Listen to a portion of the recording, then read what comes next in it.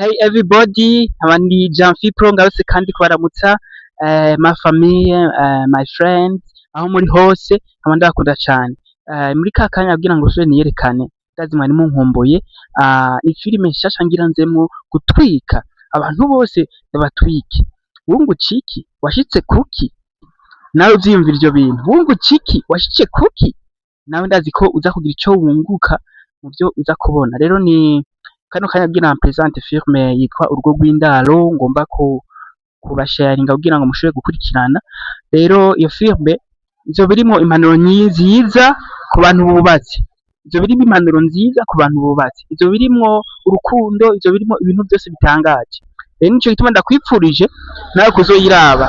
Rero titiraje yabo bayibona ukuntu isa neza, n'abantu murabibona bazoba barimwo, izoba irimwo abakinyi bakomeye cane bameze neza. Rero ndakwifuriza kuzoyiraba kandi ntibizokwibagire share na partage kuri benshi, subscribe n'ibindi vyose vyerekana ubumwe hagati ya twebwe namwe, hama ibintu vyose bize bigende neza.